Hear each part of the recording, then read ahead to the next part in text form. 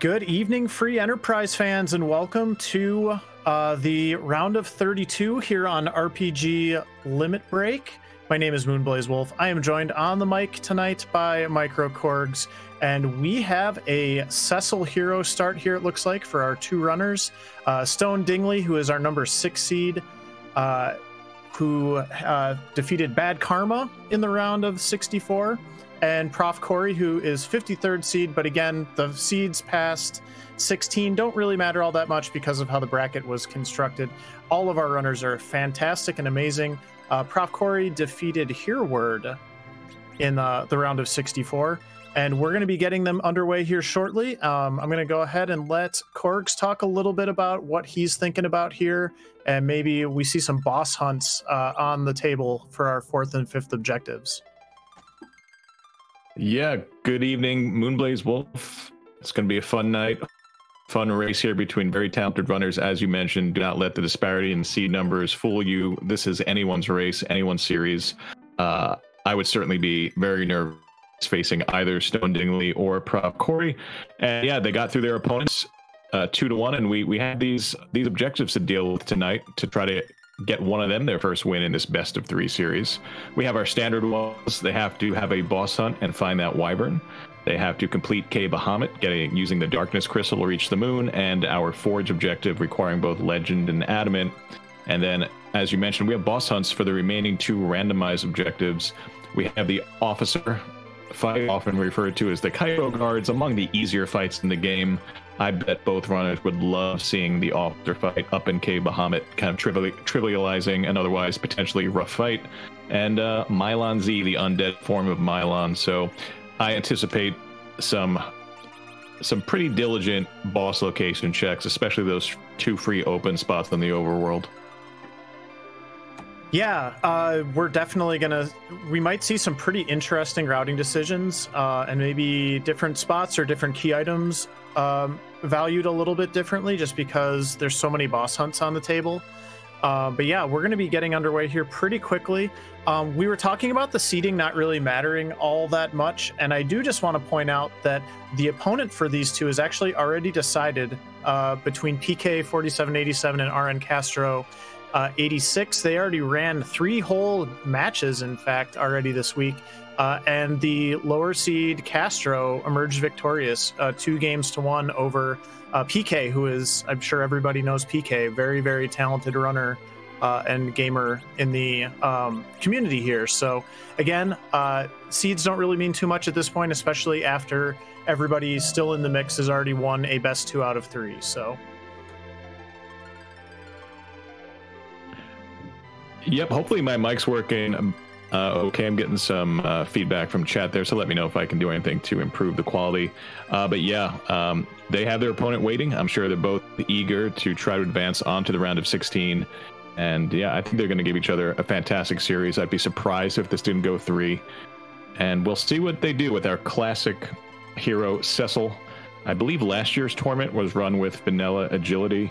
And I feel like we kind of, even though it wasn't C hero last year, we all got the hang of using Cecil as our permanent agility anchor, and that's what they're dealing with here. Whoever your hero is, you cannot dismiss them from your team, and their agility dictates basically the turns you get in battle. So we'll see how they deal with that, if they just kind of let Cecil grow as they want and just deal with a higher agility anchor, or if they take some steps by putting perhaps some equipment on him to temper his speed at higher levels. Yep. And our runners are underway, and we'll see who we've got paired with this DKC to kick things off. I would say Cecil's probably a pretty familiar and comfortable hero for a lot of folks, but still can be a little bit of a rough go. Ooh, this is a spicy start. Oh, wow. That sure is. We got a really fun key item in the Twin Harp, and we have knowledge of the boss in that opening location. The Bygone spot is Demist. Not officially a boss hunt for an objective, but under this flag set, if you kill Demist, you can then go check Rydia's mom in Mist Village for another key item check. So both runners, I don't know about you, I think the moment they see the Baron key, just given they're not absolutely base level, they might be rushing in to do that. Yeah, and when we have a seed where everybody's going to be hunting for bosses anyway, that's one less that they have to worry about. But still, that is a pretty spicy start. And we totally glossed over the second character, who is Palom, and that is a fantastic complement to a Cecil early on, as well as the seed goes along. Bluff back Black Mage Quack Kid really packs a punch, right?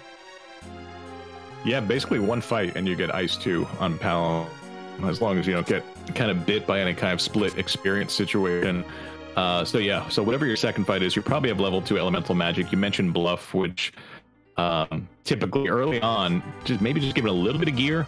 You can even last a couple rounds of Bluff with Palom just tanking a hit or two to really get a strong Ice 2 spell off. And yeah, so I mean, he'll be online very, very quickly. Gives you a lot of utility and a lot of ways to get through some early fights. Calling out a couple items I'm seeing here. So I saw a mute knife and an hourglass in the back of the waterfall for Stone Dingley. profcory pulled a Gaia drum, and now Stone gets that as well. That Gaia drum potentially going to be very useful when our runners get to mount ordeals. Yeah, Gaia drum is the item from the Japanese game. We refer to them as J items, and it basically casts a low-powered quake, but super useful, like you said, for early spots, especially if there's one of those bosses that is a mob, has multiple parts, nice, easy clear, and potentially even to use, as you said, on ordeals, we have a hero fight coming up where Cecil is going to be a newly minted paladin, and we'll have to take that fight in the mirror room alone, so we'll see if they have a good weapon for him by then, or if they have to rely on some of the items. I'm just briefly laughing at the fact that the goofy or the silly names have given profcory a Palom who is called Malamu, and I'm just imagining a big fluffy dog version of Palom now. A big black mage quake casting fluffy dog. Perfect. And also leg.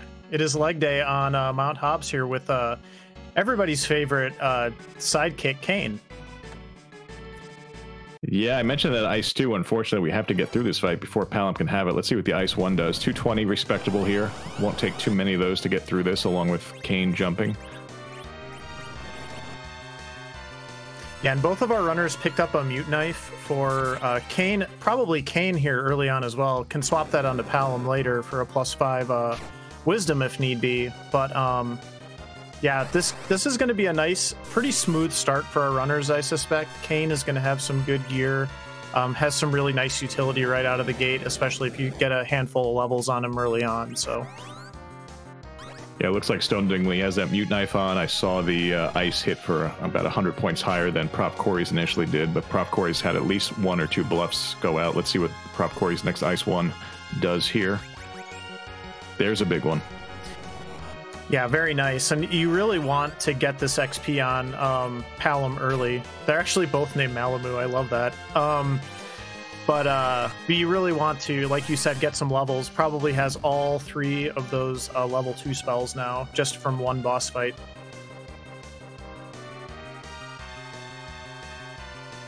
Always curious to see if the runners take the time to grab that one chest. I doubt either one will go to the back of Hobbs, but both are going to go for this chest, get their Dragoon gauntlets. Not bad for Kane early on if we have a dragon boss in a tough spot.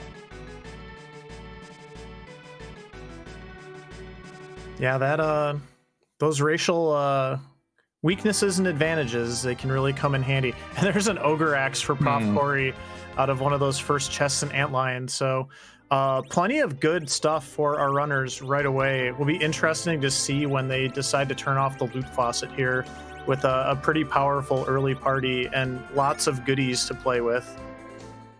Yeah, black belt on Kane with the Ogre Axe. Jumping is going to do great. Looks like Stone Dingley's going to pick it up as well. Let's see if Stone Dingley does as much. Yeah, it looks like Stone Dingley may be doing a little less looting than profcory. We'll see if profcory can take advantage of the extra boxes. I have a feeling Stone Dingley's going to go right down to Antlion location. Looks like he is. profcory gets a Blizzard Spear.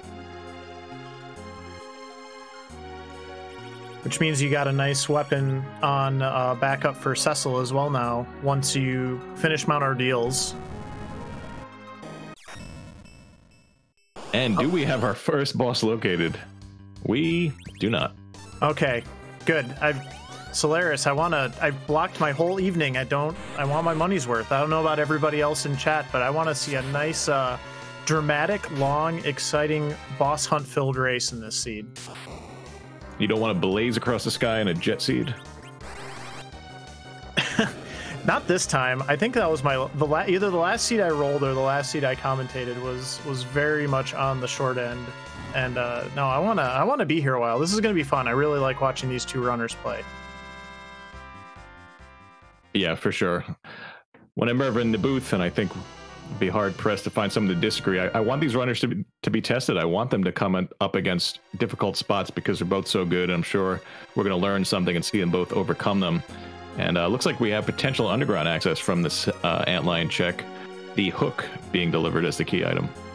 Yeah, I mean, speaking of long, potentially rude seeds that are very challenging for our runners, that hook route could be full of some interesting challenges if we get some good bosses down there, or potentially good bosses for chat, maybe not so good for the runners, but we'll see what we get. Early on with a party like this, I'm always kind of torn with the tension of just immediately diving that hook, because I feel like if it's an edge, it would be such a mistake not to grab him immediately. But at the same point, Ogre Axe Cane isn't bad, and we don't have a source of exit. I don't know what your feelings on that are. Would you immediately check this hook, or would you do some other things first? It's a tough call right now, because I'm of two minds on this. And the first thing is, our party is pretty powerful right now. A lot of times you almost have to run the hook route by necessity, just because you really need whatever character might be down there, especially if it's like an edge or something like that, since you have the possibility of a gated character being there. But yeah, as you said, like, you're kind of committing to that, and you're going to be down there a little while longer. This party also doesn't really benefit a ton, I would say, from those Eblin shops. If we had a Rydia or something in the party, that Eblin item shop, as well as the weapon and armor shops, typically have some pretty good gear and the Leviathan spell. So if I was rocking a Rydia in my party at this point, no question I would be going that direction. But I think both of our runners headed to Fabul. I like this decision. I'm a little bit sad that we're not seeing some divergence here. Also, oh, hi, Valvalis. Maybe we will see something different. Never mind seeing Val early when you have a cane in your party in the back row with a decent weapon. It's not going to be 100% easy, because Kane's not going to score, I don't think, any damage on the jumps. So we're going to have to try to get a jump in while Val is not in her tornado form. Yeah, just so everybody watching in chat is my surprise and my moment of pause there is, if you don't have a cane in this party, this fight is not winnable for this party without the cane, because you will not be able to damage Val in tornado form, and you will not be able to do enough damage before she starts spinning up. So good for both of our runners that they have that cane. They should be able to work through this. I'm thinking, would Dark Wave get through here? Not that anyone would want to use that method, but maybe you would get a few points of damage. But like, yeah, I don't think you would be able to survive long enough to make it stick.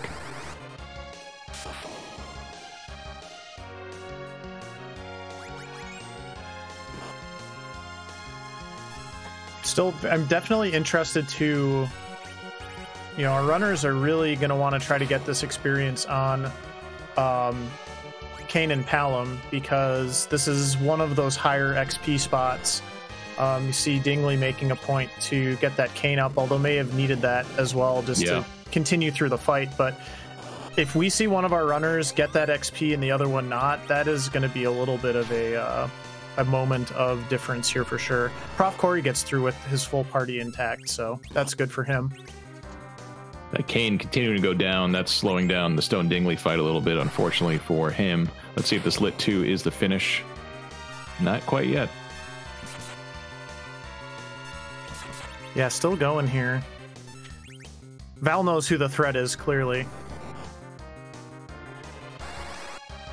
Don't think that Lit 2 is getting through, young man. Just for one. How amazing would that have been if it had been the kill with the one hit? I guess it's on the table, as if Val weaked herself, but not yet.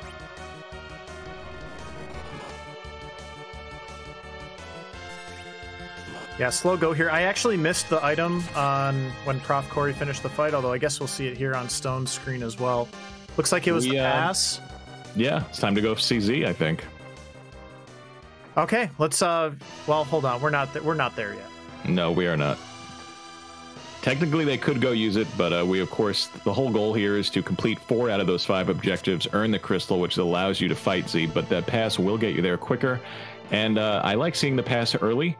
I'm wondering if we'll encourage any of these runners to make that early moon dive, knowing that they will never have to go back if they get through it. We'll see how soon Darkness Crystal turns up. I mean, the other thing, if we do see an early Darkness Crystal here, and it's the choices between Darkness Crystal or the hook, I know as a runner that's always very tempting to me as well. Just to say, hey, you know, I don't know if I want to do this hook route right now. Let's go ahead and buff up the part, figure out a way to keep, you know, get some levels, do some other stuff, and then we'll worry about the hook route, or maybe find the magma key in the meantime. Yeah, I mean, you could hit the absolute home run, take one easy fight on the moon, get a magma key, and potentially avoid a tough hook. It's a pretty low percentage play, but it might be determined by when the runners get that face-to-face with the Rubicon spot boss. That might be a decision for them at that point. Their exit, though. Nice.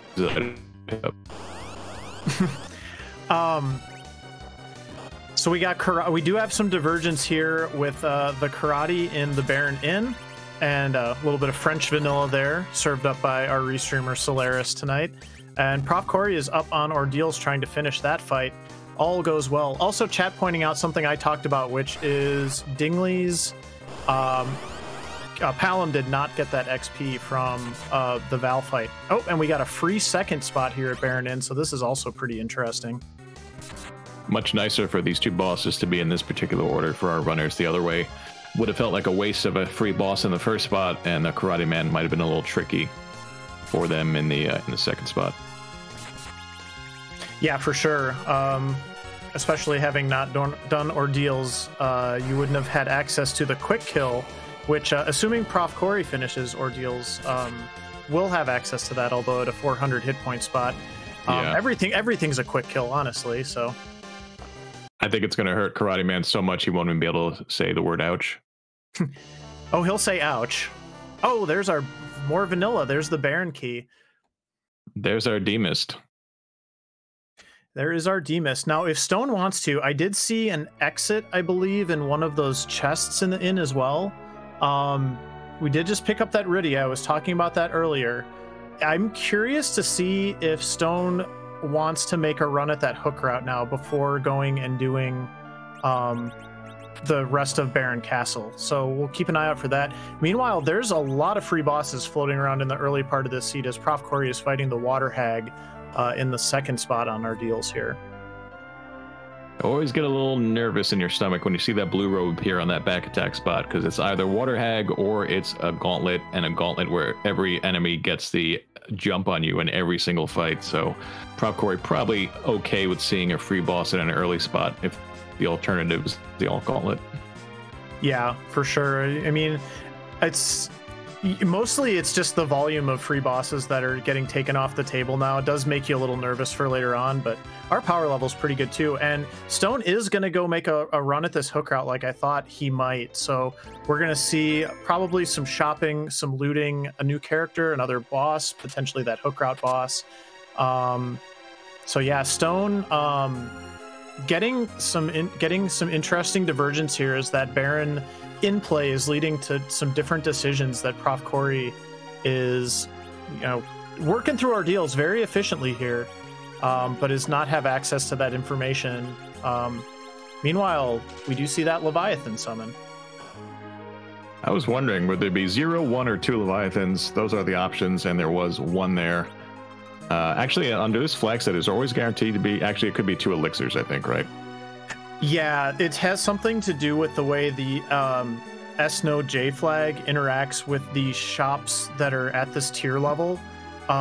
There's 2 guaranteed tier 5 spots in that shop, and the only 2 non-J item tier 5 items are Leviathan and Elixir.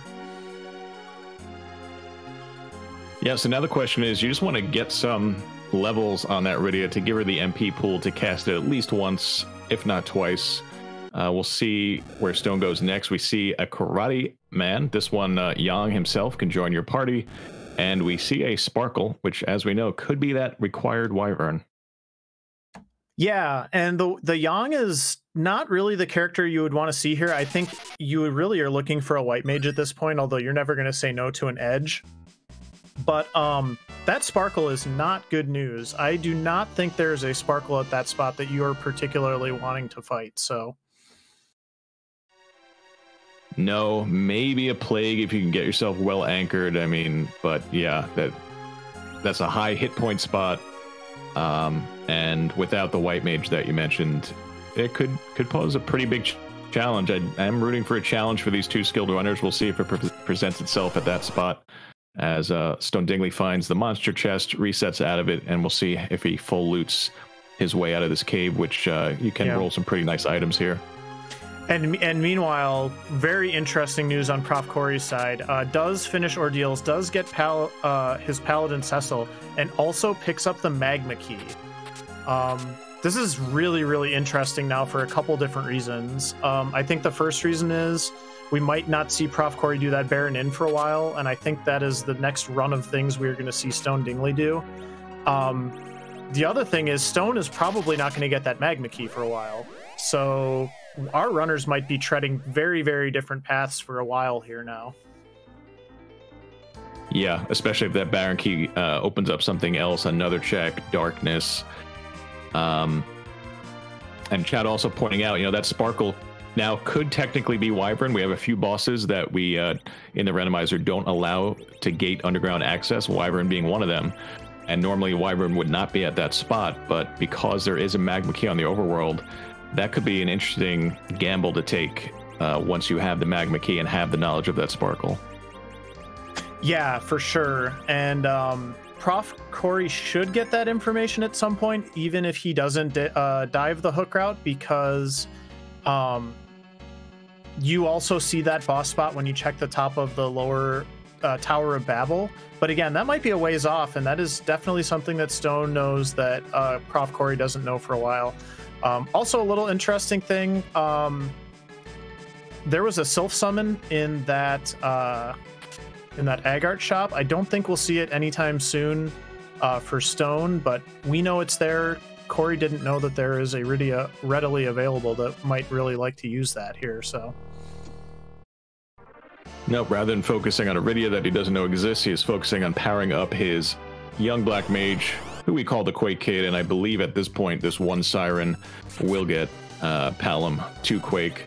We have I think that was a jump followed by a virus to take out the hatched yellow dragon, and a whole bunch of levels on the new Cecil, and perhaps even more importantly at this point there's Quake on Palom. Pretty good, yeah, for sure. If he does go to Baron in soon, probably going to be kicking himself a little bit for not getting that XP on the Rydia as well, but it is what it is, and I think Corey's in really good shape here, having already done ordeals. We see Stone doing ordeals now. I can't I completely agree with chat that this is a very logical play for Stone, even though I would have liked to see him go right to that Baron Castle just because I want to see what the D-Mist has and all that good stuff, but yeah, I think we're gonna see our runners come back together here pretty quickly.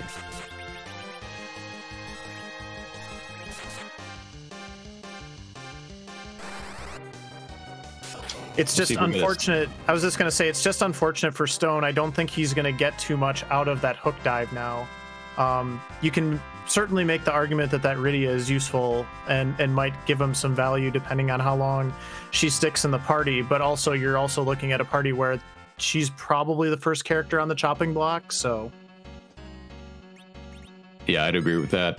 Yeah, we'll see if there's an opportunity for both like Quake and Leviathan to get used to maybe save some time, but there might not be too many more opportunities for that to take effect. I don't think either runner has found too great of a weapon. I guess we have the Blizzard Spear and the Ogre Axe for our Paladin Cecil at some point. I think profcory currently has a Mute Knife.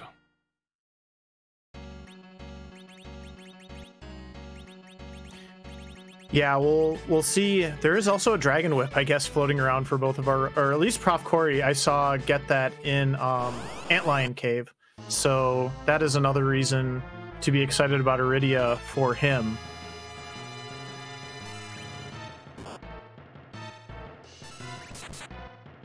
It's going to be interesting to see for Corey now. He's almost certainly going to go ahead and do that Baron Key.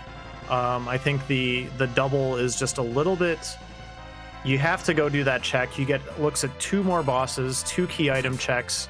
So this is going to be a pretty big part of this seed here. I think what's waiting in Baron Castle. Want to see that twin harp though? Somebody break off and do the twin harp. Let's go. Yeah, starting item. We'll see how long they put it off. Some runners choose to put it off. It's a bit of a longer check. You know, there's a positive. We get a randomized harp song, hopefully coming up at some point. But so yeah, sometimes when put off, Grimoire, interesting pickup, could clear you through an earlier fight with the right roll. We'll do a random summon from a limited pool. Stealing from the shopkeepers in Baron. You know, the monsters keep increasing and times are just tough these days. At least they had the good manners to, and, you know, engage the shopkeeper after pilfering their grimoire. Probably sold it back to him, if I was to guess. Maybe not the grimoire, whatever was in the other chest. I think you keep the grimoire. That's true. And Stone gets the news of that magma key. I think I'm going to make a note to ask him in the post-match interview what this moment felt like, because that's always a pretty... you kind of feel a little bit gut punched when you have already run the hook route, gotten all that information, and then you find the magma key that you could have just gone and done instead. So that'll be an interesting question, I think, to ask Stone after the match is over. Win, lose, or draw. Maybe cross with a little tinge of relief that you don't have to fight whatever sparkle is there. And I wonder if his thoughts have immediately turned to, hey, that could now be Wyvern. It's kind of all you get left at this point. So yeah, I mean, there is a little bit there, a little bit of knowledge and information, but I don't think we're checking that anytime soon. So if we really need it, it's there. But yeah, not likely. Yeah, I wonder if you have 3 out of 4 objectives done and you get darkness. I wonder if you check that before darkness, assuming you haven't found the Wyvern. Yeah, well, I mean, you also are going to get a lot of information between now and then as far as finding other sparkles too. And, you know, if you get it down to like a 50-50, that seems like it could be an interesting gamble at some point for Stone. But again, I still think that, like you said, that probably is at the point where you have 3 objectives done already. Right. So Corey is about to fight D-Mist here. Should be a pretty easy fight. Has already invested quite a bit in getting Quake and, you know, some good levels on his fighters here. This is gonna go pretty smoothly, I suspect. Yeah, one of the more annoying bosses in fast spots and spots with lots of HP, and this spot is neither of them, and we don't even see a miss phase. That's always the gold standard for a D-Mist fight. Certain spots, it's just absolutely not possible to skip a miss phase, but in this case, as you said, smooth sailing.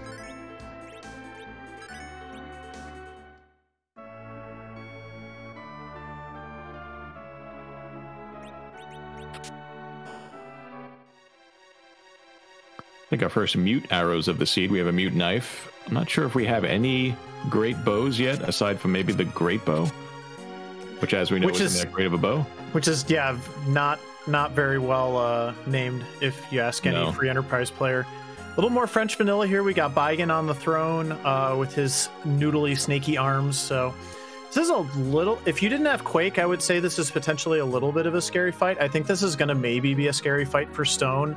I don't anticipate Corey is going to have any trouble with this whatsoever, though. No, not at all. Quake is made for bosses like Baigan, our 3-headed king of Baron.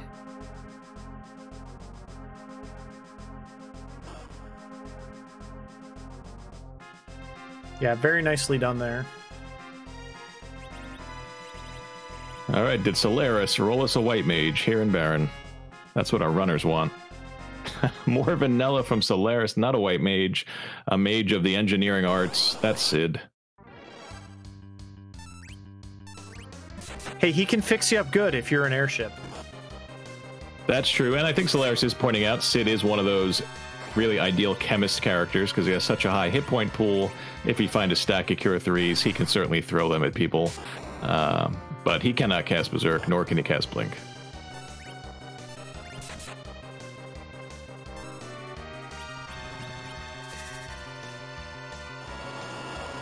Now, whereas Corey had the Quake, Stone has Leviathan, so that is going to do a pretty good Quake impression here too on this fight as well as against Baigan. Meanwhile, we're taking the walk to the trash can, and ooh, there is our Darkness Crystal. All right, whole seed's open. Here we go. Decision time. 26 minutes in. Go wherever you want. Do whatever you want. Here we go. And a mischeck. Here we go.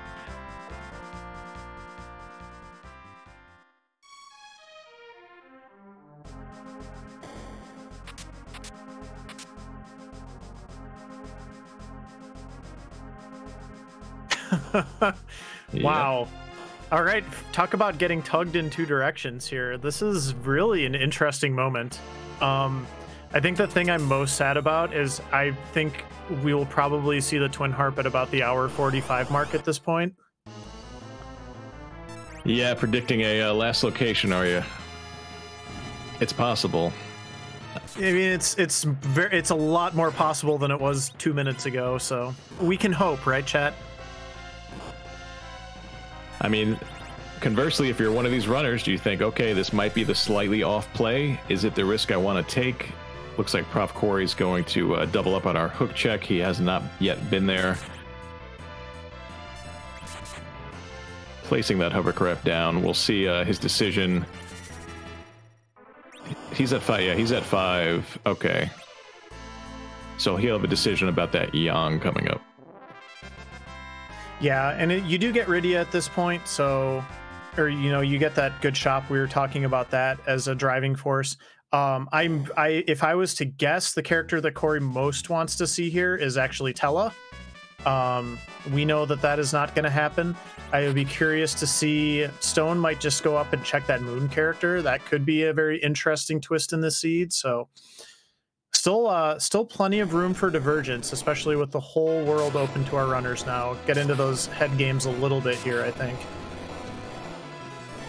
It's like profcory trying to raise up the funds to buy that Leviathan, including selling the Dragon Whip, a Rydia item, to perhaps get a different Rydia item. We're gonna take this Rydia in a whole other direction here.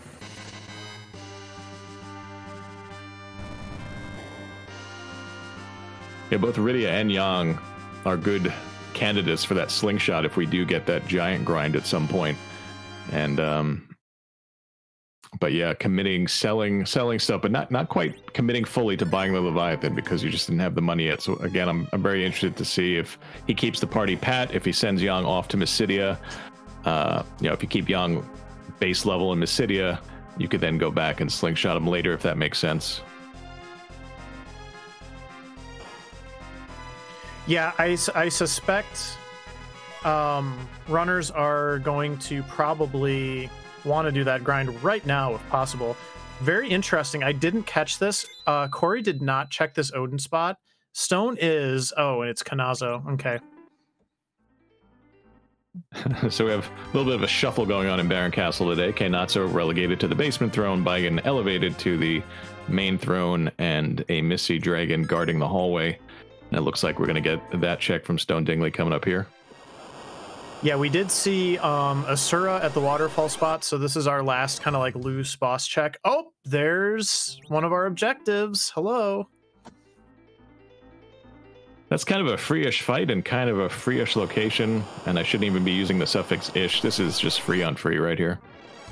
I have to laugh at Stone just resetting anyway, just because, like, we've all done that. Like, you're just expecting it to be nothing, no big deal, and then, like, you just insta reset, and then you realize that it was the thing that you were looking for. I mean, he didn't reset and, like, says battle speed down to 3 so he could get through this. I don't think so. If he did, he did that awfully fast. Prof Corey getting a Moon Veil out of that Stone Man chest, by the way, as well. And a Bacchus Wine for Stone. These chests are actually pretty good here in Mist Cave. They're definitely worth looting if you got a couple extra seconds, and Stone deciding to go ahead and get that taken care of as well after finishing Objective 4 and being our first runner on the board here.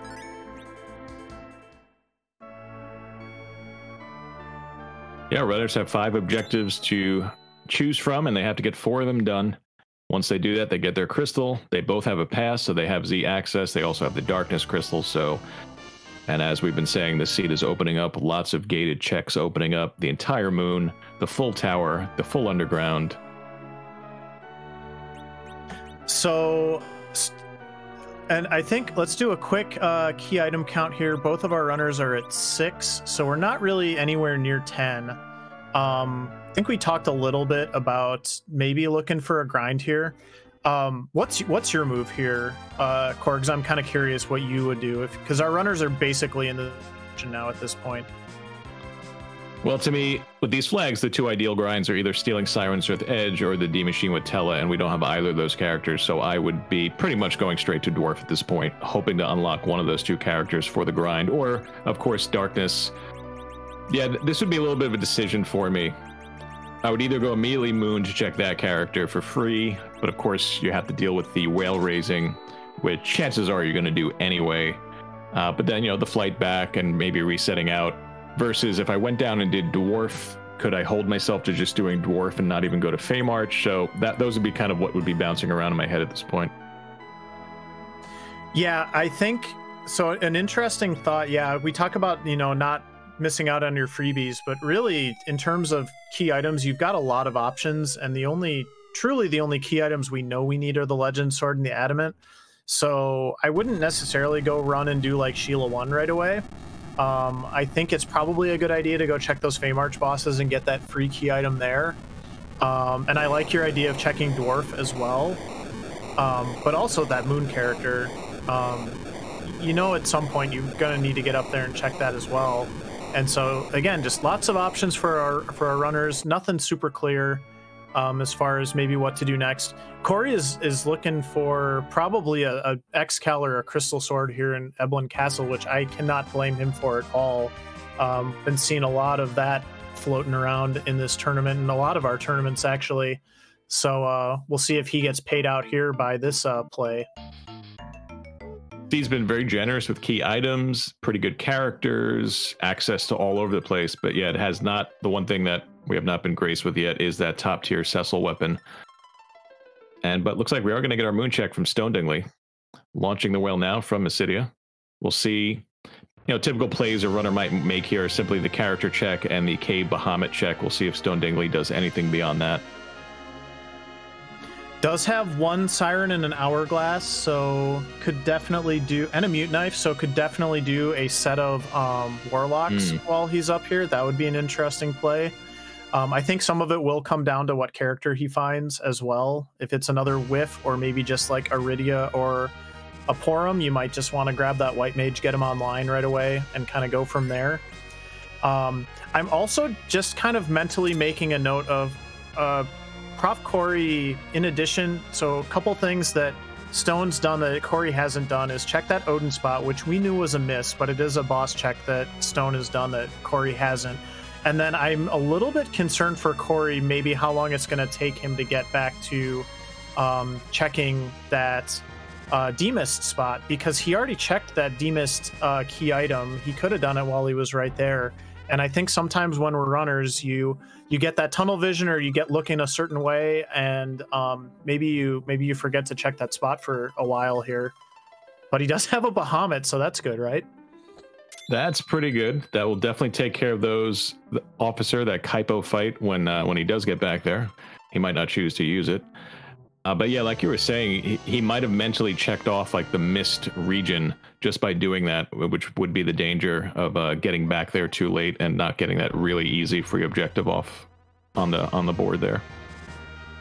Yeah, so hopefully he will remember to check that at some point. I would hate to see, you know, that be a deciding factor in what's been a really, really good race so far for both of our runners. So But yeah, that Bahamut, I think suddenly Rydia is who you're going to want to roll with here for a while.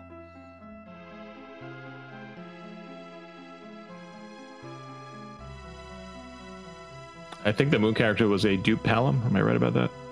Yeah, that is what it was. And Stone does have the tower key. I think our tracker will get that updated here in just a moment. Definitely saw him turn that in. So, and there's a free fight at the Cave Bahamut spot. So that is no more good information for Stone. Again, he does have that hourglass if he wants to do that here. I see one coffin in the inventory, so there's no reason he couldn't just do this right now. And yeah, looks like he's going back in. I had to click away for a moment. Who is it? The Baron Guards? Yeah, it was the Baron Guards. So again, Stone again with that that quick reset. Maybe didn't need to do that. Yeah, resetting out of both guards fights, but undeterred, going right back in. This one, obviously, the much potentially more difficult one. We'll see how well. Yep, putting that curse ring on Cecil. You don't want this spot to get too many turns as you struggle to get your hourglass thrown out there. So that should help a lot. Yeah, this is a good call. Get this objective out of the way, get some XP on those characters here. This should work out really nicely for Stone here.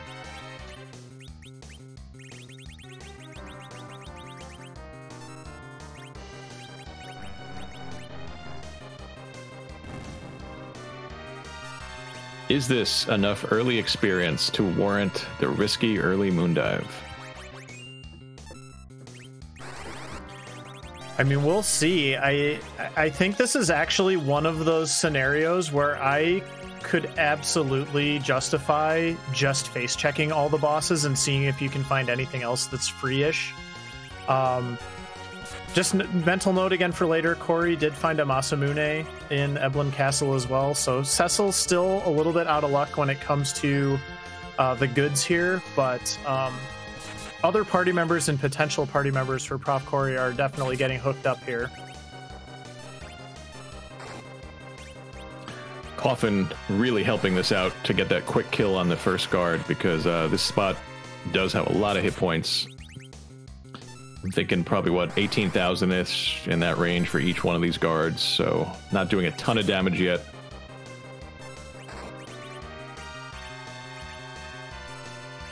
It's so cute, though. The guard was a toad the whole time. Still doing a great job protecting everyone until they turn to evil, and we'll take care of them.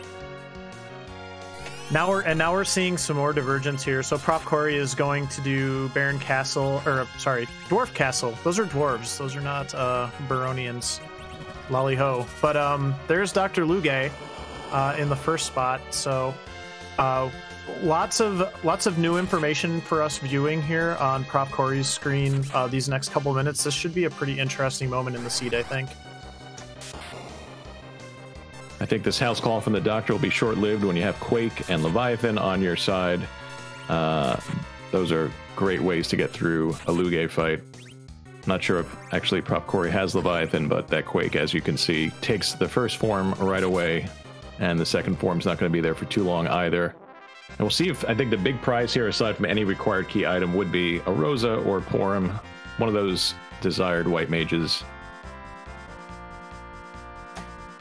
Yay, wanting Porum. I'm sure I hear Demarine somewhere just cackling maniacally. And Corey has better Leviathan. Corey has Bahamut, so we'll be very, very good in some of these longer fights for a while. So Stone does complete Cave Bahamut. I did not catch what the item was. It looks like it was a power shirt, according to chat. Yep. And we're running out. But with 2 objectives on the board for Stone here, I think this race is actually a lot closer than it might look to someone just kind of peeking in. Corey can literally get objective 4 at any moment if he just remembers to go do the check. There's your white mage. Okay. She has appeared. And if we have a sparkle here, so we're either going to get that wyvern or narrow down the sparkle that we know is at the Rubicante spot. But here's that wyvern. Will we get to see the Witchburn? Just a fire from wyvern. Not quite the same power as a Mega Nuke, and I don't think profcory is going to have any problems getting through this Wyvern. Nope. profcory is about to get on the board here with objective number 1. As soon as this Quake finishes casting, this is going to be all she wrote for Wyvern tonight. And Stone is back on Earth, so okay. See what the next move is here for Stone. Still might be looking for characters, because as good as Stone has got to be feeling about progress through the seed, still does not have that White Mage. Still doesn't really have anything other than, I would say, average power on any of these characters. So definitely looking for something that can help you break through a little bit here. And right now, maybe one of the big contenders for our grind, unless we see a different character, could be that Mac Giant grind with the Ogre Axe available. Or we'll see if one of the runners just commits to Moon Spots, tries some Behemoths in Cave Bahamut. We do have some options, but the easy options of Edge and Tella have not yet presented themselves. Yeah, and we know all those available characters at this point, so unless there's something... Corey, I was just going to say the Earth Crystal, and then you had to get the Earth Crystal. So, yeah, I was just going to say, unless we see something like the Earth Crystal, we probably are very limited in those grind options. But indeed, that is what it was. Had a little bit of witch energy there, I guess. But yeah, there we go. So we'll see if Corey continues on the hunt for more characters, or if he is happy with a Porum. And there's the Legend Sword, by the way, for Stone in that loose chest. I think that was a Legend Sword. It sure was, and unless things change, I'm not sure if we're going to get that long drawn-out seed that we were talking about earlier. Things are progressing. We have 3 objectives absolutely available, and we're an Adamant or a Mylon Z spotting from being a no mode. Yeah, and we got a lot of pretty accessible bosses at this point, too, just because of how many chain items we've got, so... I hope Mylon is playing some really good hide-and-seek, like A+ hide-and-seek game tonight. Like hiding in a small room in a tower, working the controls of a cannon, something like that? You know, normally I would say that, but seeing as both of our runners are toting around that tower key, I'm gonna hope he's actually controlling a large giant robot, maybe a Gundam style robot, if you will. Yeah, not made of plastic, but yeah, an actual humongous robot, and I bet you're rooting for him to be in kind of the brain location of that robot. Yeah, definitely the brains of that operation, so... Let's see if profcory goes directly for that tower room. He does, into the super cannon. Do we see a purple robe? Because if we do, I think we know who it is. Well, not that purple robe. You did, but...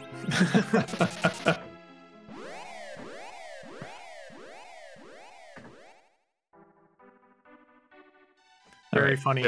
Stone checked the bosses in the Fey March. I was too busy giggling about Mylon Z controlling the Giant of Babel that I did not see who the 2 of the bosses were, but I'm sure it was not Mylon Z based on the fact that Stone is not fighting that fight, so...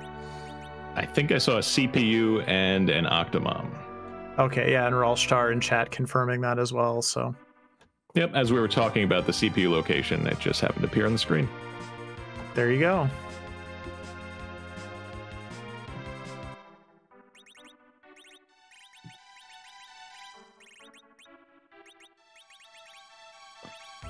In case you missed it, and I saw it at the time that chat pointed out, there was a crystal ring for free just sitting around in Cave Bahamut, and we can see that on our hero right now. We're really speeding him up for this first Dwarf Castle fight.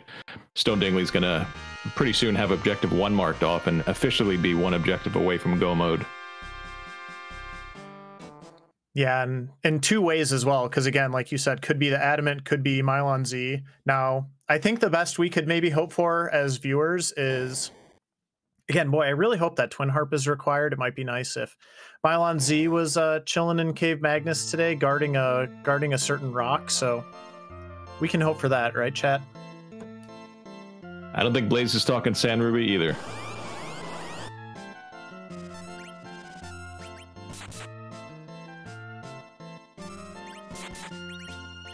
I think this would be a good time as well to shout out the other half of our Restream team. Thank you, Solaris, so much for running the Restream tonight, and Euphoric Lemon on the tracker, pushing those buttons and keeping everybody well informed and up to speed here. So thank you again to both of you, and give them a follow, give our runners a follow. They're both fantastic runners of this randomizer, and I'm sure they would appreciate your patronage.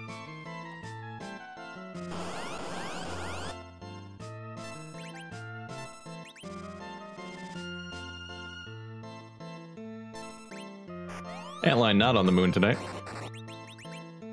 Nope, but is it a kind of a punchy spot? So not too worried for profcory with this Bahamut and everything else that's going on here, but gonna take a little bit of damage here in the meantime. Not a fight and a spot you'd want to take at low levels without the tools, the wide array of tools. As we see that Bahamut come out, the Quake come out. Maybe just a couple rounds of that and we're through. We saw front row Cecil take barely any damage. He doesn't have a great weapon, but he does have some pretty good defensive gear on.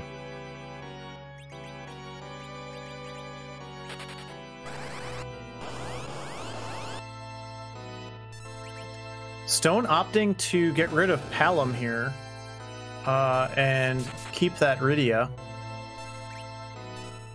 Twin swap, huh? Yeah.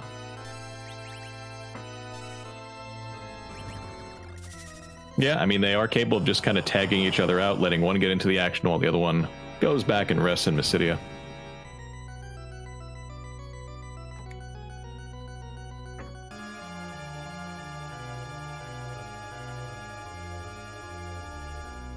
Big check here.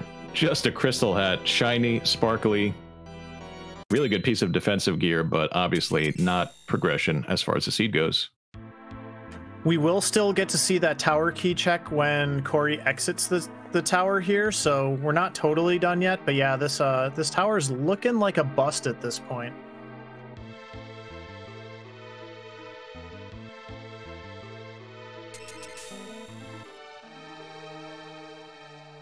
I'm not sure if either runner peaked that San Ruby, the Kaipo bed yet. If they did, I missed it.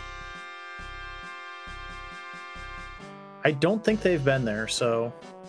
Just kind of looking at the KIs left on the board and what would be interesting aside from just the, the go mode item, the adamant rock that we're looking for. Obviously, Pan opens up some checks.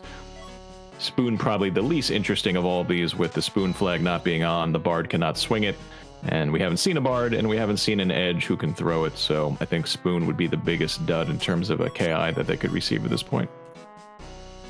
Yeah, I think you're right. It's pretty interesting too with what we have left for our runners. I don't want to jinx things here. I'm going to wait till Corey gets this item.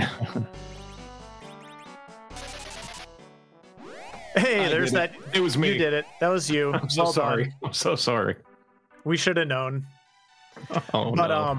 No, I was just gonna say it's pretty interesting at this point right now where runners need either a key item or a boss. I think that something like the Earth Crystal actually becomes a pretty appealing check at this point because you're actually getting 2 boss checks plus a key item. And boss checks essentially are key item checks at this point for all intents and purposes. So you definitely want to keep doing your key item checks, but you also do want to start paying attention to how many bosses are at that spot as well. Because if you find Mylon Z, you're in go mode. So... And with that same thought process, there is an argument to be made that Stone Dingley could just be running around the moon right now doing those face checks. Yeah, absolutely. And I do think you kind of get that feeling that maybe the seed is going to be close to over soon too. So I do think that may push you to Earth Crystal if you're thinking you need to get your grind squared away. It's worth noting that Stone is in a very different place mentally right now than profcory though, because of not knowing, not having objective 4 on the board in particular. Corey knows he doesn't know what the boss is, but he knows he can go do objective 2 at any time. So he's looking for a key item plus a boss or 2 bosses, whereas Stone is really just looking for the one missing piece of the puzzle right now. Stone is taking some time to look in these chests. I think probably still looking for that top tier Cecil weapon. We got a samurai shield from his first trap chest encounter. Not what you want to see. Not that exciting at all. Yeah, it does get a little bit uncomfortable for a runner when you're 50 minutes into a seed like this and you kind of like where you're at except for the gear front. So this is a pretty heads up play, I would say, for Stone to do some of those quick trap chests and maybe get a good item out of it. Chat pointing out a tiara was found, so again, not something great for Cecil, but perfect for our Black Mage Rydia. Giving her great defense, a boost to her magic power. Going to make Bahamut's and Leviathans come out much stronger. Corey's doing that Sheila 1 check as well. We haven't seen that, so we'll get that soon. And I suspect this might lead Corey back to the Earth Crystal / Twin Harp as well. Our restreamer pointing out that there are 18 free equipment checks available at any time for both of these runners with that Earth Crystal. Both of them choosing not to go there yet, still kind of focused on this underground stuff, but I think you're right. profcory will be emerging from the underground shortly. Yeah, and that's an interesting point. We were just talking about Stone doing those trap chests when you can pull an Excalibur out of the Troya treasury too, so definitely a concern, but it looks like maybe not a concern that is worthy of a hard right and going to do something maybe a little bit less desirable on the key item front, like the Earth Crystal. It's hard to argue with doing Tower Key when you've got, or the whole lower tower when you've got the 2 bosses and the 2 key item checks. Yeah, I agree. Meanwhile, chat just wants to rate things. Soon, we'll be there soon, chat. We're going to do this Sheila 1 check first. Yeah, let's practice here. Let's rate that Sheila 1 check. What would you give that, chat? Gosh, 11 out of 100 out of 10. Rate, but for Stone, that single item. Yeah.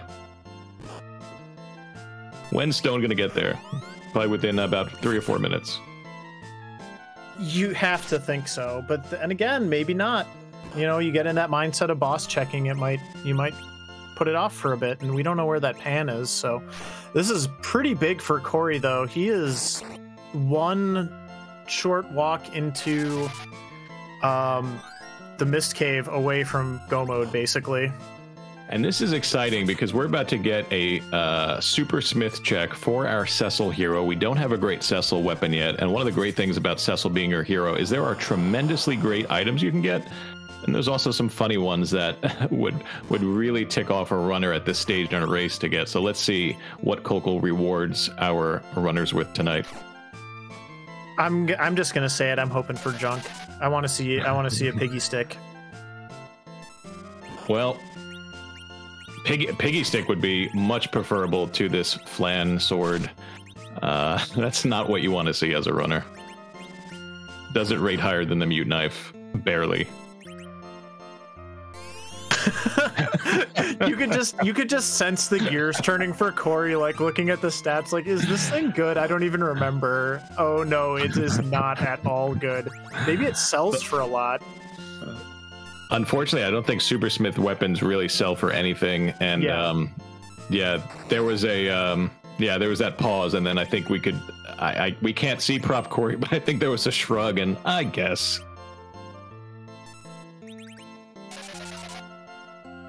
Yeah, as soon as I made that comment, I remembered the Super Smith weapons all sell for basically nothing. They sell for 1 GP, so.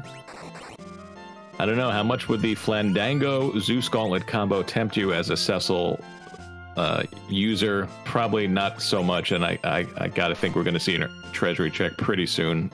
If that had hit on a Lightbringer, maybe we fade the treasury, but... Oh, Corey just flew right over the Mist Cave. Oh, that hurt to watch. I thought maybe there'd be a stop. Yeah, I thought maybe he would like kind of just do a little Yui and put it down, but you know, this is good too. Actually, and not checking the treasure. Oh, there we go. Okay. There's the U-turn, just maybe not in the right spot, but hey, maybe Corey will pull an Excal or something out here. Trying to fake us out, trying to fake out our restreamer. Solaris, hit us with that theme.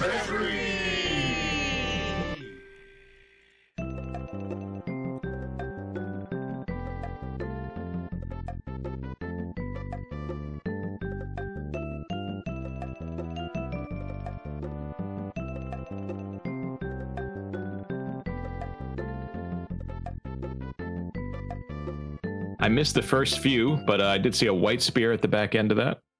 I would rate that a Solaris. Why do you hate Cecil so much out of 10? Cat Claw and White Spear, the biggest damaging items, and of course neither of them for Cecil. Yeah, it was 2 Cat Claws and a White Spear, and I think that was pretty much about it.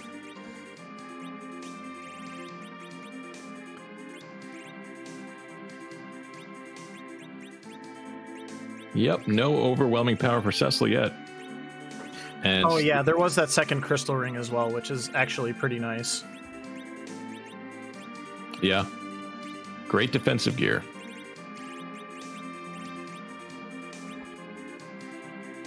Crystal ring. It's the Zeus gauntlet, but for defense.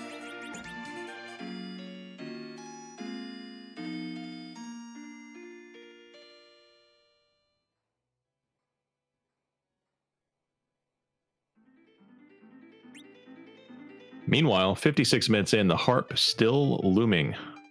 We know it's not necessarily required. We can get to go mode. It still could be Mylon Z, but and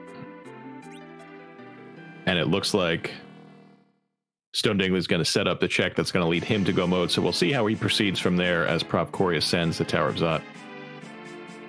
I think the one thing that saved Stone here is getting that spoon and being at 9 key items. I think that makes you just immediately go do this freebie. If that's a blank, I do wonder if he goes and checks this.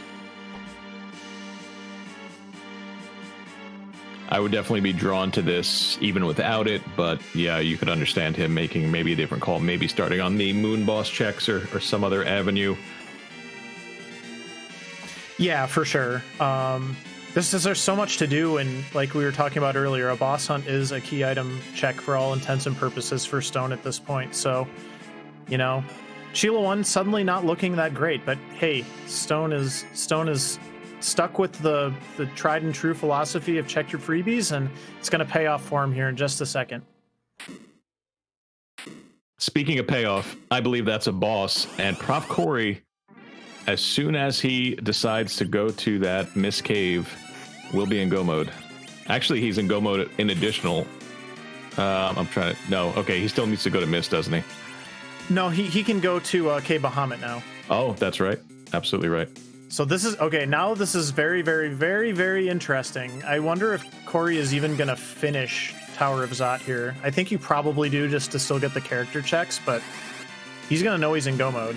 Well, he does know he's in go mode right now, so... At the bare minimum, you have to go to the next room and at least peek that character, but I'd agree. I would follow through and at least see both characters.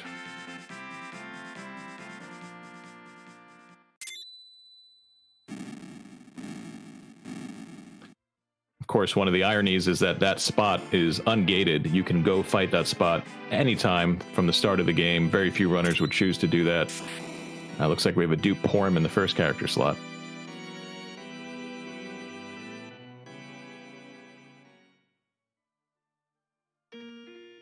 Yeah, old Pyonga in chat pointing out another good reason to finish the spot is maybe you find the officer in the Valvalis spot, and that's a pretty good reason to finish it too. I gotta agree with that.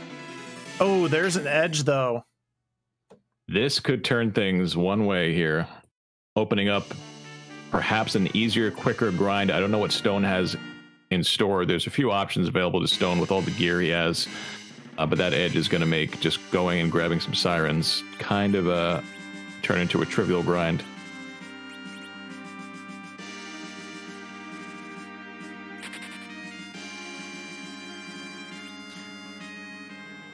The funny thing here, though, is, I mean, Corey is agonizing a little bit over this character choice. You can just grab Edge, go steal the sirens, and then go back and get the other character if you really don't want to take Edge all the way to the end, so...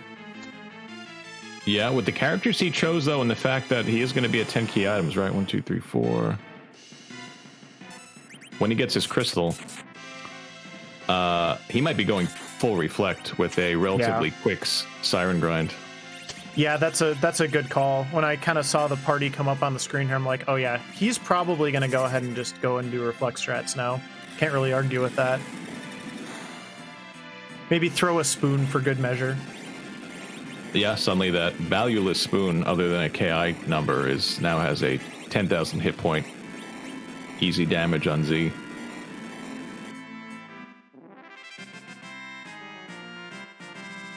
And Stone is just gonna go, I think, gonna go look for a Cecil weapon here.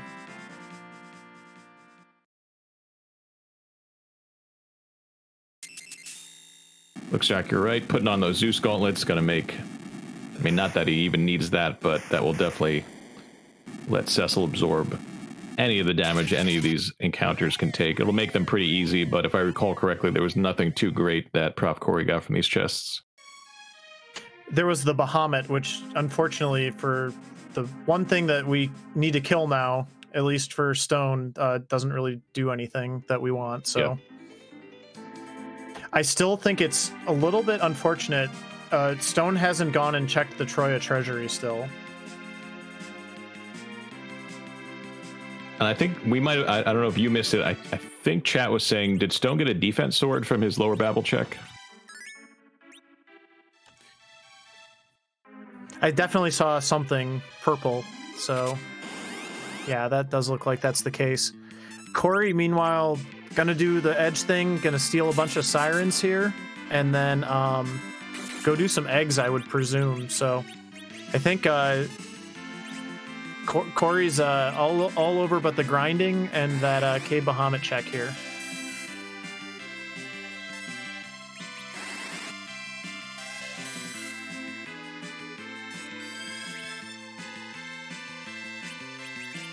See profcory taking the step of knocking some of his characters down just to kind of give Edge more turns. I think he's going to continue that, virusing from brother to sister. We'll see if he leaves Edge standing alone just to kind of get repeated turns. Some runners might choose to keep Palom up to cast Stop. I don't really know what is more efficient. If I have a spare hourglass and know the purpose for it, I love throwing it here and just kind of sneak over and over again, but looks like it's a solo Edge operation. Clearly didn't cry enough, but that's okay. Yeah, those are that's an unflustered floating metal eye for sure. Still giving up the goods though. Slightly flustered according to Firebird Lover in chat. We did get one cry. Tugging on the heartstrings of the metal eye. For those who are not aware, that is the one functional use of Porum's cry ability that has been discovered by the free enterprise community, is that it raises Edge's steal rate slightly. And as far as anyone knows, completely unintentional with the original coding, because those characters wouldn't have been in this spot in the same team in the vanilla game. Is that right? Boy, I hope not.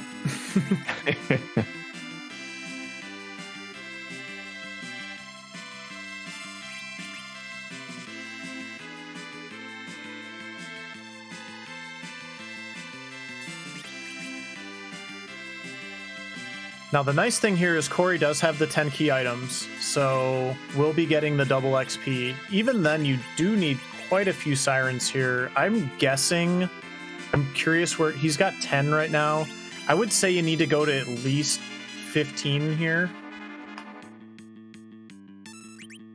Yeah, sometimes I'll have the number 12 in my head, but that sometimes is if I still have to do a couple checks with higher experience. So yeah, so we'll see where he decides to call it, as looks like Stone might be going back, giving us our second look at the treasury. Let's see if that's true. Yeah, I think Stone is just trying to figure out how to make his get easy mode to finish the seed with some good Zerkers, and it just is not happening so far. And yeah, I do think Cory stopped on 12, so that's a good call. Yep.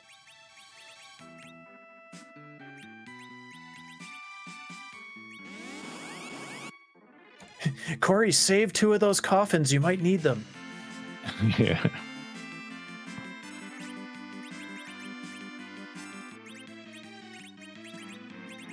Yeah, I think there's a very low chance that Cory would detour to check Miss Cave, knowing he's in go mode, even though we know they're both easy fights. One just happens to be in a completely free location. Yeah. But here's what's going on. You know, Stone Dingley does not have that edge, so we don't have the tremendous Cecil weapon. We have some decent Cecil stuff, and now what is the call on the grind? Is it going to be a Mac Giant? Is it going to be some Moon stuff?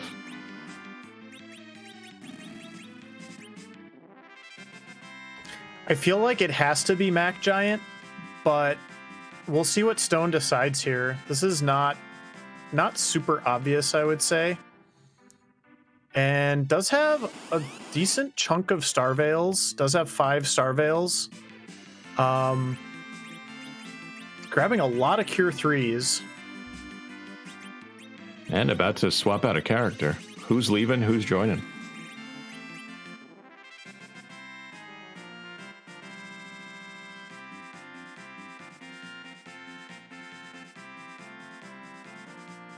I mean, I think I know what Stone is doing. I'm going to wait a little bit to sort of get confirmation on that, but...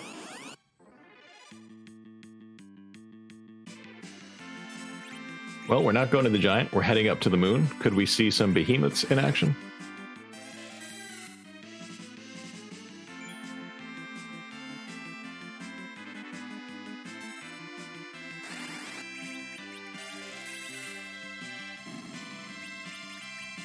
I believe Stone has 1 Siren.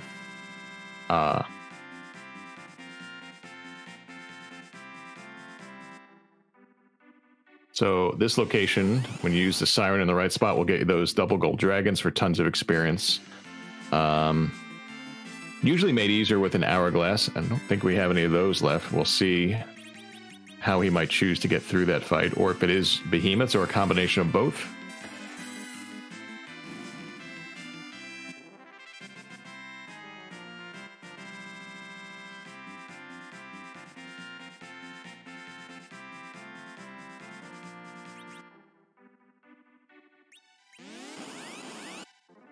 But as Stone Dingley's setting up to do whatever his grind is going to turn out to be, profcory making steady progress through the stack of Sirens, chopping eggs. If one can chop eggs, it's probably a messy proposition, but unfortunately not one-shotting with that virus.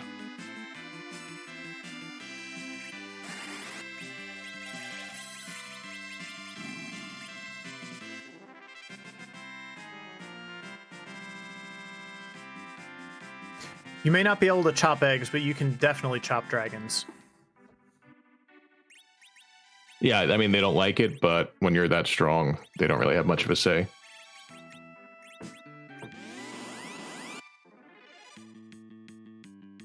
Well, here come our behemoths. These are going to give over 100k experience apiece. They do hit hard, as we're seeing. Cover strats will help. Putting some blinks up will help. You don't want to take these fights and have anyone miss out on this experience.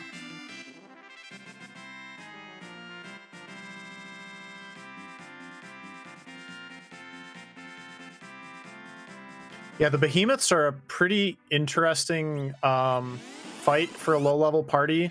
You basically just need to load everything onto one very tanky character and let them kind of take the damage, because... or let them do the attacking, because the behemoth will basically only do a counterattack. There will be some other attacks thrown in from time to time as well, but nothing nearly to the extent of the counterattacks here. So Stone is playing this very well so far. Yeah, the damage the behemoth did, it did 48 shy of knocking Cecil down the first time. It did the exact amount of damage to knock him down the second time. He goes down a third time. I'm wondering if he'll swap up for the next behemoth and maybe find a way to get Cecil into the back row. Because Cecil in the back row tanking with all that gear, I think is going to take far, far less damage than that front row. He's taking 13 to 1500 a hit at this point. Yeah, the back row would definitely help. The nice thing for Stone is the Cecil's going to get this XP either way. That is true. Yep, with that, with the hero flag on, whoever your hero is gets experience from every single fight, standing or lying down.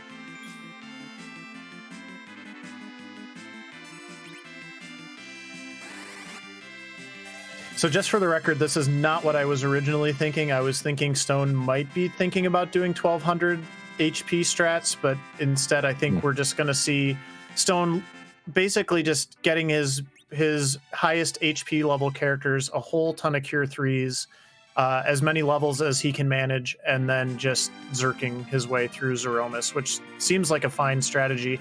Unfortunately, profcory is a free Cave Bahamut fight away. Oh, nope, we need a few more Sirens. My bad. We're a couple levels short here. See how long it takes profcory to find another monster chest. Got a full moon for that edge to put him in the back row if needed. Yeah, and it looks like, so Stone Dingley, if I had to guess, would Zerk up maybe your Cecil, your Kane, and your Yang, and then let Porum and Sid kind of handle the Zerking and the healing. But we'll see how the Z fight plays out once he gets there. Yeah, I agree. I think that's definitely the play here for Stone. Meanwhile, the behemoths are just continuing to be rude here. Yeah. Yeah, before I got into this randomizer, I just kind of remember them from the childhood playthrough of Vanilla and just how terrifying and annoying they were to fight. And it wasn't until recently that, you know, as grind options kind of get taken away or massaged a little bit that they opened up, and you know, we've all shared strategies on how to get through them the best.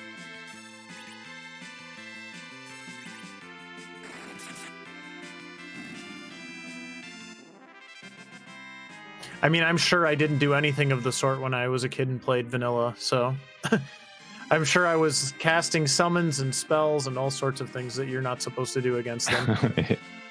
But somehow we made it. I guess we just weren't setting any speed records back then. Probably not.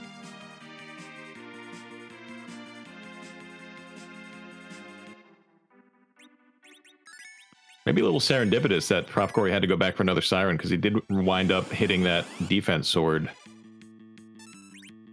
as his reward after getting his, I think, either 1 or 2 Sirens that he needed. And truthfully, I think that full moon's actually better than what he had too, so probably not feeling terrible about that, although you gotta get... The finish line is in sight for profcory. You gotta feel like any time that you're not spending... grinding or finishing this up is a little bit dicey, but hey, at least he got some good gear out of the deal.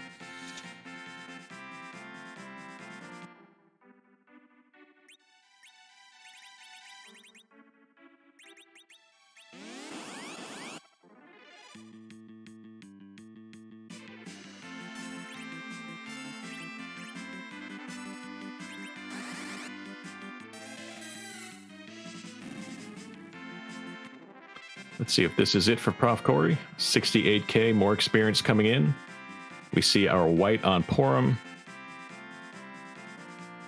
Up to Fatal on Iridia. How many more Sirens does he have? Or is that it? And is he going to count on getting his, I think what'll be 70k experience from Cave Bahamut as well? And it's basically one more egg. I think you just get it here just to be safe. Yeah. So Stone is done with his behemoths. You got that 1 Siren. You got to think he's going to pop that too, and then I think that's going to be it. So I think both of our runners at this point are 1 non-Zeromus fight away from Zeromus.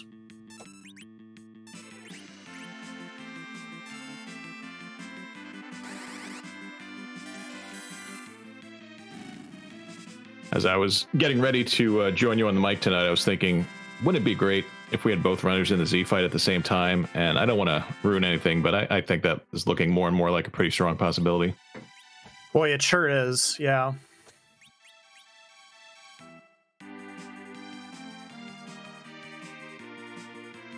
Meanwhile, we're going to see a little bit of the one of the hidden benefits of that crystal ring, which is that whenever a dragon hits you, you take 1 damage.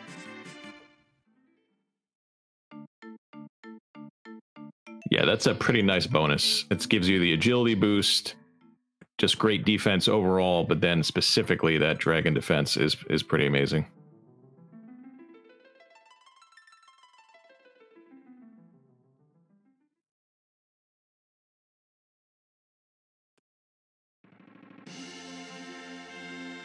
Firebird in chat pointing out that we still have this agility puzzle to solve because Cecil is our anchor.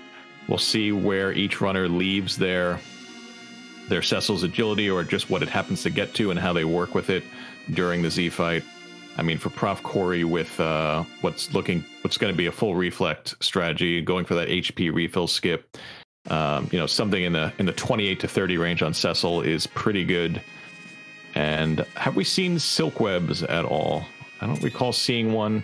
Profcory has the ability to steal one if he so chooses, but he might not need one. I don't think we've got silk webs. I do know Stone has, well, both runners definitely have a crystal ring as far as getting a good agility setup.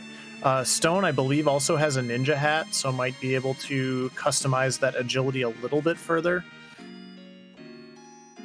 That's right. Yeah, I think they were for sale down the Fey March.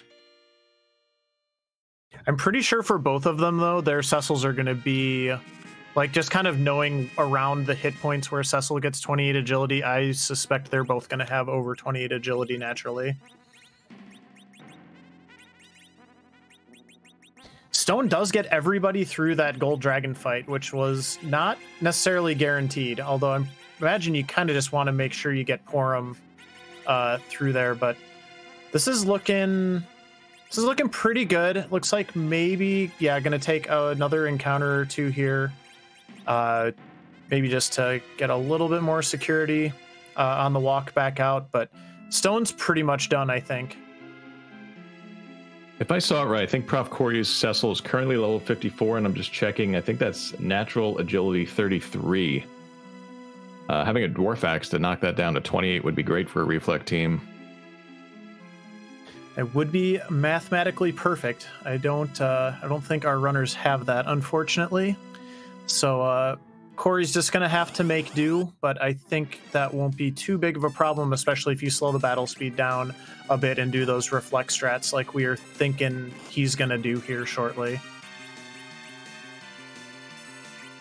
Got so many options to deal with these guards when you have all these spells. Do you go for the stone, the weak, the fatal? Looks like we have a fatal cast with Rydia, but she does, they hit pretty hard, knocking down our favorite Mist Village resident.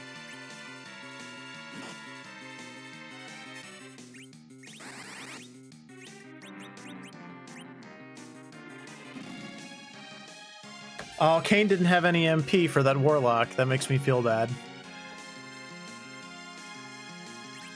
Warlock going for the meme, trying to take our Dragoon's magic.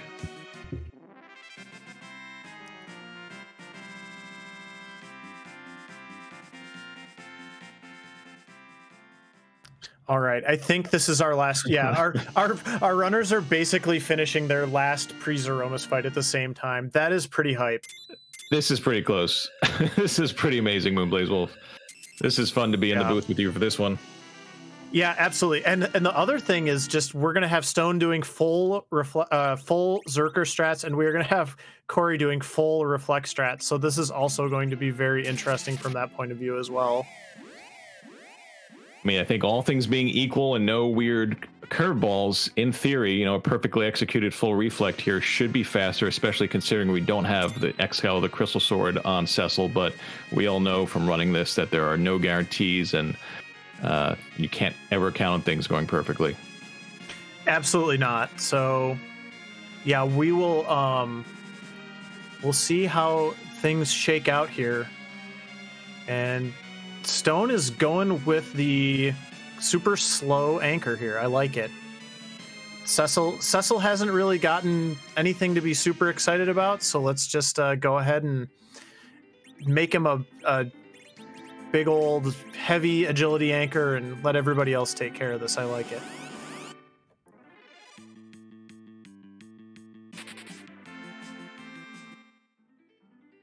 profcory doing what I think he's doing. Okay, that might have been a misclick. Yeah, he was just going to sort his inventory and hit a siren. So, boy, you know, when you're a runner in this situation, you know that dot done from your opponent is coming really quick. So yeah, pretty amazing. Both runners doing their final pre-Z equipping and inventory shuffling at the same time. Stone Dingley, the first one to turn in that pass, the first one to go through the secret passage to the moon to find Zeromus. We have all these Z flags coming out in chat. Moonblaze Wolf, this is too exciting. We have two runners about to be in Z at the same time, under an hour and a half, and we're going to see which one of them prevails. But before that, we have to see something else, don't we? Yeah, we got to see if Z has a cute butt tonight or not, and if we can kick it. I don't know about us, but I think both of these runners are prepared to kick it. And we're just going to kick it and watch, I think. So this is great. But yeah, we are going to shuffle up the Zemus sprite here for our runners. They are absolutely going to be neck and neck here. Again, worth pointing out, this is game 1 of 3, y'all. You can watch these runners do this again at least one more time. We will try to figure out we will try to get where their second match is before we leave the broadcast here tonight. But give both these runners a follow. This is an incredible race that we've been watching tonight. And yeah, we're going to just settle in here, get your popcorn, and let's see how it ends.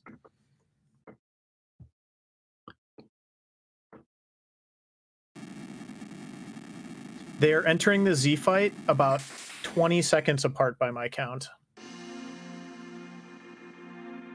Pretty amazing. Very generous seed with access to things early. Decent but not overpowering gear. And both runners appearing at the same time with slightly different party compositions. Actually, not even slightly. I mean, again, we have that Berserker team versus the Reflect team. The addition of Edge, kind of a big factor for profcory because he went through the Earth Crystal Tower of Zot, and Stone Dingley did not. You've got Andromus here as our randomized shuffled up Z sprite tonight. Also, we were talking about how close they were coming in. Stone did get in there a little early, but again, like Korg was mentioning earlier, in theory, Corey has the shorter Z fight here, assuming everything goes well. So yeah, this is going to be really, really close, y'all. Yeah, if you're new to this fight, at a certain point on Stone Dingley's side, the final boss, Zemus, but tonight Andromus is going to refill his hit point pool, and if profcory's plan goes according to the way he wants it to, he's going to be bouncing most of his spells as he starts here with the nuke, and that will skip that refill, and he'll have to cut through fewer HP than Stone Dingley will. So we'll see what this comes down. This is going to be a very close finish, Moonblaze Wolf. Yeah, I'm just watching very, very closely how long it takes Stone to get all his Zerkers up here. He's got Sid and Yang going here. Kane is still attacking. Cecil is kind of taking on that healer role for now, which I think we kind of expected. And Corey is getting some spells in here. And I didn't see how many that is, but that one I think was maybe just to get that nerf off. I did see Stone used a slow to nerf this first big bang here that's coming out. So also coming out, kind of a mega nuke in the form of a dart thrown by Edge. 10,000 there. At least another 10,000 has already been done in spells.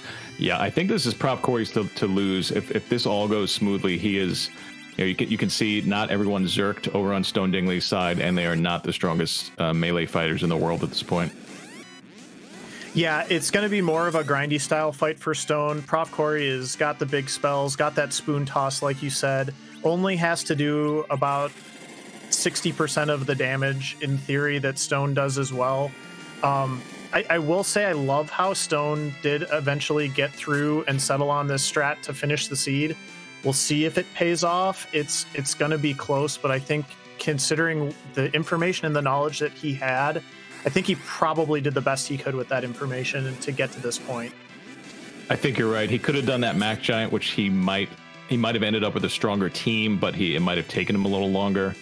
And just being in the fight at the same time, yeah, as you said, I think this is pretty exciting, and he did a pretty great job there at the end, getting his team to Z levels. But the spells continue to fly on profcory's side. I don't think we're that many more away at this point. Yeah, especially with those 2 darts, you're looking at maybe 7 or 8 spells at most. The only danger here, I think, for profcory would be exceeding, accidentally doing direct damage and making that refill happen, but I think he's going to be super careful to avoid that.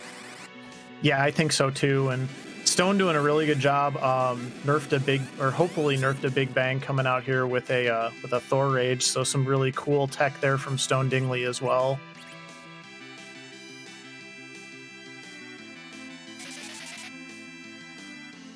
If this had been a seed with the Crystal Sword, I think we would have basically seconds apart finish. But we'll see how it turns out.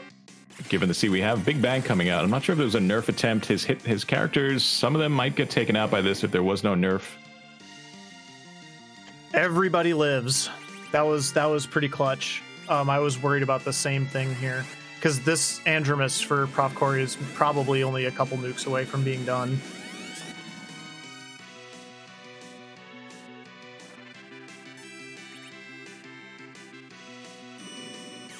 We have a black did hole have to going hold. off. Yeah, he did actually hold on. I don't know if anybody else picked up on this, but he had a Rydia that I think he was going to have queued up to cast another nuke, and he actually held off because he knew that black hole was coming, which is a very heads-up play, actually, because you end up just costing yourself even more if you don't time that black hole right. So that was a really good play by Corey, even though it might have looked like he maybe misplayed there. That was absolutely the correct thing to do. Taking time to get a heal off. He might not need it. We'll see if this nuke or one of the soon-to-follow spells ends this fight for profcory. We've got to be getting very close. Not yet. He's also got the dart with the white spear coming in from edge. Boy, I hope he's been counting damage.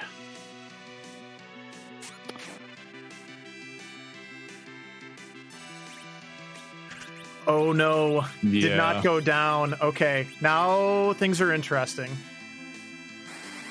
I'm pretty sure we must have tipped at this point.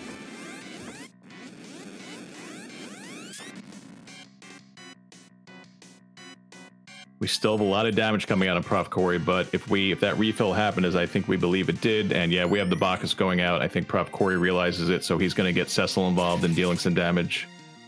Yeah, he's scrambling now just to keep the team afloat, which honestly, when you get to this point and something goes wrong, it's really good. You got to keep your cool and just keep going here. So making the best of a bad situation, but we got rocks on Stone's side, and boy, this is going to be really, really close here. Dude, I see a flash on profcory's side. I see a crumble on Stone Dingley's side. All right, there you go. And there's our official. We are under review. We're going to get the unofficial times for you, and we'll let you know in the race room. But this is not the finish. It is under review. Hi. Absolutely. And absolutely. We'll let Scala tell us. How about that? Hi, Scala. Hi, everyone. If I'm in here, you know that means this is a match that is under review. Currently, the admin team is going to be reviewing the VODs. We kind of have to just give it a little bit of time so that way we can do all the timing stuff that we need to do. But it's under review for the time being. What we're going to do is we're going to let you all go through, have fun interviewing these two amazing racers who now maybe make us have to do some extra work. But that's okay. No, you all ran an absolutely fantastic race, and that is the important thing. And I'm going to go ahead, go back over to the admin discussion room, and we'll see exactly how this all pans out. But fantastic race, y'all. And yeah, just please go on with the interviews. Thank you, Scala.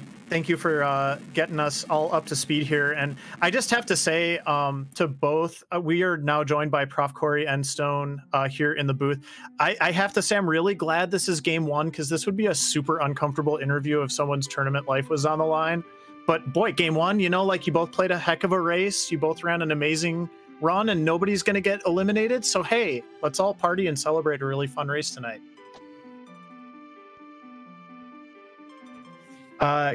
Corey, I can't hear you if you're talking. Maybe let's make sure your mic is working. Stone, how are you feeling right now?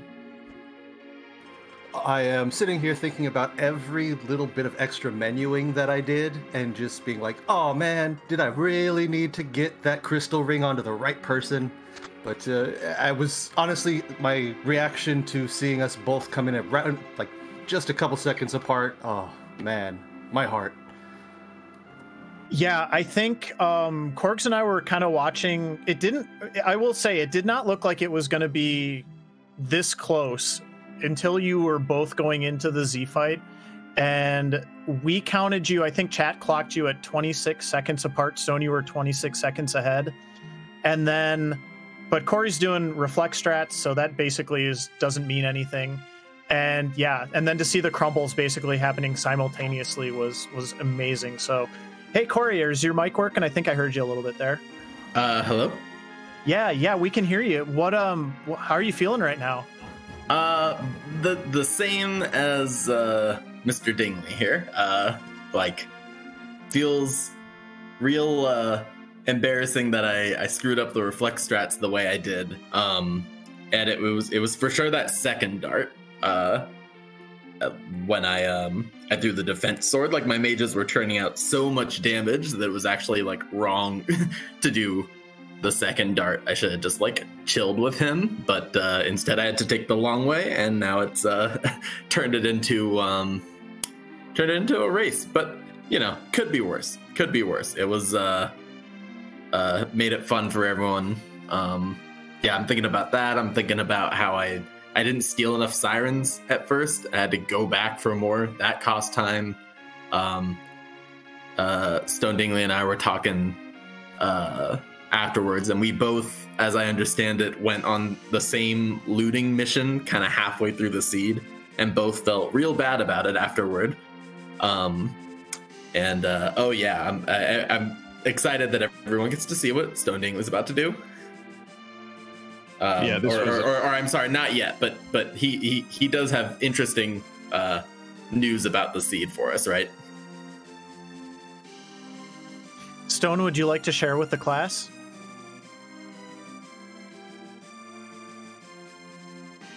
If you're talking right now, Stone, we're not hearing you. I can see you lighting up.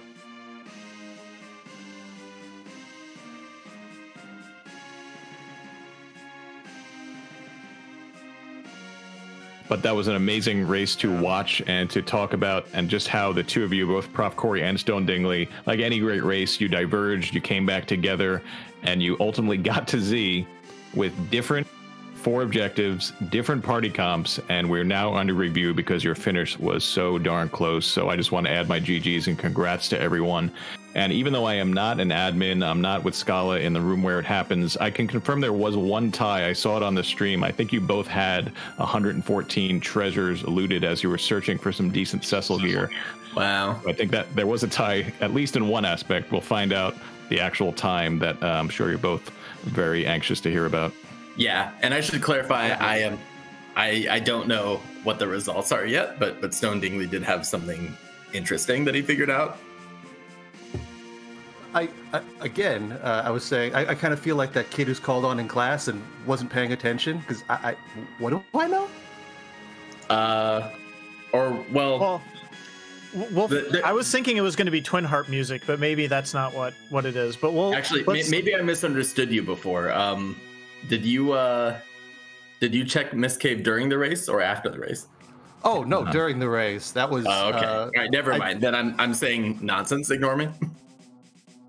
Okay, that makes sense then. Yeah, so Stone did Mist Cave, which was the officer check, and you did you found Mylon Z at Tower of Zot, which Stone didn't touch aside from looting the treasury. So that was the major kind of difference there. And I have to say, Stone was really, in terms of information, it was very interesting just to watch how that came together, because we were both not sure how you guys were going to grind. And then Stone hits go mode, and very it's one of those things, when you've played enough free enterprise like Stone, we could visibly see you trying to figure out what to do next. And meanwhile, Corey is finding Edge at the top of tower, and we're like, oh, well, he's just going to go steal sirens and have a much smoother way to the end. So that was a super interesting divergence as well. And I'm going to ask Stone, I want to ask you, what was your thought process from when you got to go mode to, what's going through your mind that way as far as bridging that gap to your Zeromus levels? I was just kind of hoping that the 3 behemoths plus 1 siren down there in Cave Value would be enough to at least get to Cure 4, and it was darn close, because otherwise I did not have a good backup. Taking moon bosses or looking for Edge would take so long, and I didn't have the Luca key, so doors are off the table. I'm just glad that it didn't take more than 2 random encounters to get over that last little bump. Yeah. Was there any... Go ahead, Corks. I was wondering, was there ever any thought given to a Mac Giant, or was that too kind of extensive of a setup for you at that point? I decided early on that I wasn't going to take too much time off to keep somebody down for a slingshot. And I figured if I want to do something like Map Giant, I might as well go full Reflect. And I was like, that'll take a long time. I think the Behemoths were going to be faster, but Zerker strats are going to take longer than Reflect, and I wasn't sure which way it was going to go in the end. And if I hadn't gotten kind of lucky and profcory had, not gotten the refill, he absolutely would have beat me with the Reflex strats. Yeah, I think that was kind of our assessment going into that Z fight as well, even though Corey was behind. But I have to say, Corey, as someone who has absolutely botched reflex strats before, you handled that incredibly well. Getting your Cecil zerked up, making sure that your party had the hit points high enough. I think at one point you kind of waited out a black hole just to make sure you didn't accidentally nuke your reflector, and just a couple very little subtle things in that Z fight that I thought you did that preserved that, because when we realized that you had missed the refill skip, I mean, we were worried that maybe you were going to have to reset and do it over again, and in that case it would have been all she wrote. But you were able to hold it together and still get the seed across the finish line, so well done there. Yeah, I appreciate the compliment. I was glad that I figured out, because there's no obvious sign other than you think you should be done and the fight's not done. You go to hit enter on that done, your fingers hovering over the button, and then the spell goes, and then the fight's still not done. And then you're like, oh, maybe I miscounted, and then it happens a second time, and you're like, oh, well, okay. So that, I am glad that I noticed it in time and had the presence of mind to start planning for it, and like you said, skipped Rydia's turn so I didn't just nuke Cecil in the head. So I guess I'll feel good about that. But hopefully be able to clean up some other stuff for the remainder of the races. Still, it was a lot of fun. GG's again to Stone Dingley. Hopefully this is going to be a good series. I mean, after a game one like that, I'm sure everybody is just eager to watch when your game 2 is going to be scheduled for. By the way, when is your game 2 going to be scheduled for? Tell us. Tomorrow. Tomorrow at, let me just get the official calendar, and then you guys can start figuring out when your game 4 is going to be scheduled for as well. Now, I'm just kidding. Yeah, really fantastic race. I think we are joined by Scala Kitty returning with some news for us. Welcome back, Scala. So Blaze, you were joking about a game 4 just a second ago, just a hot second ago. I have to say, just before that, I have no foreknowledge. I have been staying out of the admin rooms. I did not know that was going to be a tie, and I have no idea what Scala is about to say right now. It is indeed officially a tie. So just to let everyone know how ties work for free enterprise tournament racing, because of stream delays, because of slight differences in player setups and everything like that, we do have a bit of wiggle room to be what is considered a tie. For us, that is 3 seconds inclusive. So anywhere between 1 to 3 seconds, or same second ties, we have had those too, is considered to be a tie.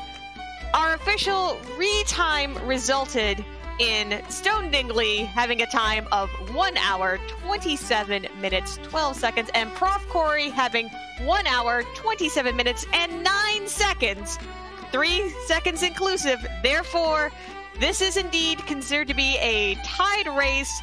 This means that this series can go to game 4.